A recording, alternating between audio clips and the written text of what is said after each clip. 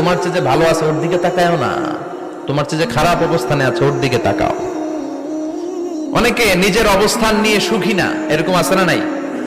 আল্লাহ আমার এটা দিল না রে, ওইটা দিল না রে, পাইলাম না রে, কিচ্ছু হয় না, কি করবো জীবনে, হতাশ।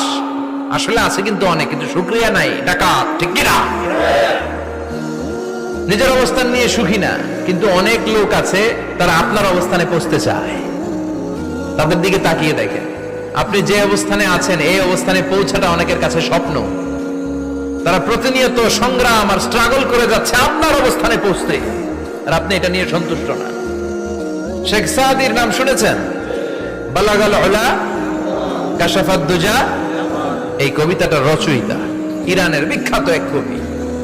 উনি একবার আর্থিক সমস্যার মধ্যে দিয়ে সময় কাটাচ্ছেন, টাকা নাই, পয়সা নাই, পায়ে দেওয়ার মতো জুতা নাই।